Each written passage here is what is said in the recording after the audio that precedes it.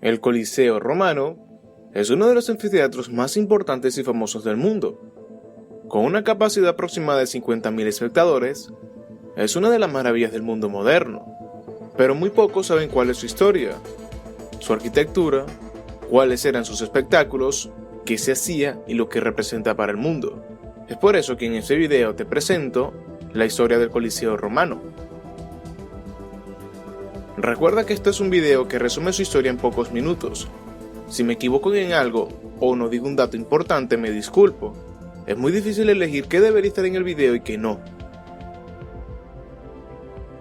Antes de entrar de lleno en la historia, detengámonos en el nombre y vemos juntos su origen. El nombre original del Coliseo no es Coliseo romano, sino simplemente Coliseo. Tanto su nombre en latín o italiano son lo mismo, y provienen del latín Amphitheatrum Flavium.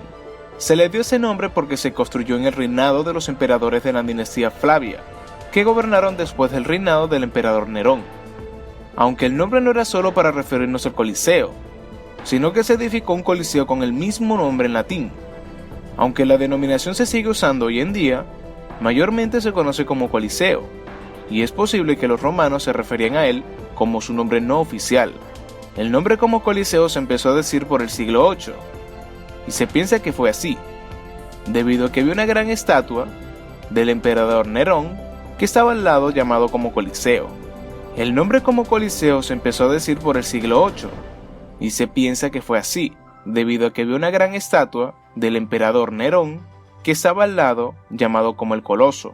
Debido a que era tan popular y también más fácil de decir, poco a poco fue derivando el nombre, hasta conocerse como Coliseum, y tuvo más aceptación que el de Anfiteatro Flavio.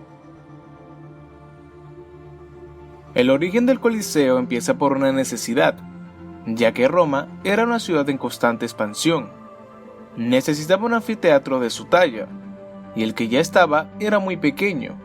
Por eso, el emperador Calígula había comenzado un nuevo anfiteatro, pero al llegar al poder el emperador Claudio rechazó la idea y la detuvo. Ya para el mandato de Nerón, la idea del Coliseo no entraba en sus planes y decidió construirse su propio anfiteatro. Después de la caída de Nerón, la dinastía Julio-Claudia terminó y dio paso a una nueva dinastía, la dinastía Flavia. Entonces el emperador Vespasiano llegó al poder por la fuerza, y una de las primeras cosas que hizo fue devolver parte de la tierra que Nerón había tomado, y comenzó la construcción del Coliseo, donde estaba el lago artificial de la mansión de Nerón. Generalmente el uso de boletos o tickets sería lo ideal para que el Coliseo pudiera mantenerse solo. Bueno, en este caso no fue así. De hecho, el Coliseo que conocemos todos fue en realidad un regalo a los ciudadanos romanos, y duró unos 10 años en terminarse. Vespasiano la comenzó en el año 72 a.C., y su hijo Tito lo inauguró en el año 80. Aunque en la mayoría de los casos, el edificio fue terminado por Dominicano, el hermano de Tito y el último emperador de la dinastía Flavia.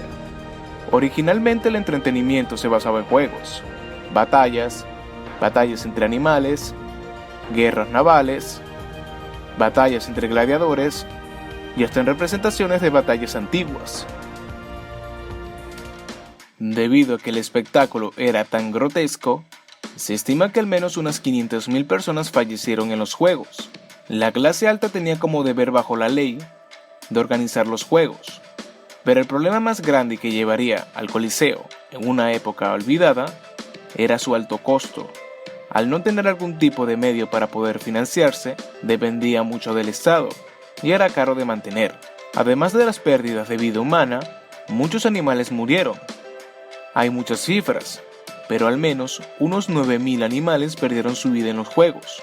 Además, fue tanto así el exterminio que ayudó significativamente a que desaparecieran muchas especies, como fue el caso del león europeo o el elefante norteafricano. Ya para el siglo VIII, el Coliseo fue abandonado, y para la Edad Media había sufrido cambios importantes. La arena que tenía se convirtió en un cementerio, y muchos lugares debajo de las gradas se usaron como casas o talleres. Durante el año 12, una familia había comprado el Coliseo, lo fortificó y lo usaron como castillo. Debido a un terremoto en el año 1349, parte de su estructura se destruyó, y su lado externo en el sur era su base más débil, y a la vez fue una de las zonas afectadas. Muchos de los materiales que se habían caído se usaron para la construcción de palacios, iglesias y hospitales. Durante la mitad del siglo XIV, en una zona del norte del Coliseo, se encontraba una orden religiosa que estuvo allí hasta inicios del siglo XIX. Entre el siglo XV y XVI, se usaban los materiales del anfiteatro para la construcción de palacios, como el Palazzo Farnese o el Palazzo Barberini, y las autoridades buscaban la manera de cómo aprovechar los restos del Coliseo. Para el siglo XVI, el Papa Sixto V planeaba usar el edificio como una planta procesadora de lana, pero al final nunca se ejecutó este plan. Existieron bastantes proyectos para el Coliseo, pero fue el Papa Benedicto XIV que realmente ayudó a preservar el Coliseo. Para el año 1749 lo declaró como un lugar santo, y poco a poco fue recuperándose hasta llegar a su estado actual. El Coliseo romano es una de las atracciones turísticas más importantes para Roma e Italia. También el Coliseo es un símbolo internacional contra la pena de muerte, y con una flora impresionante.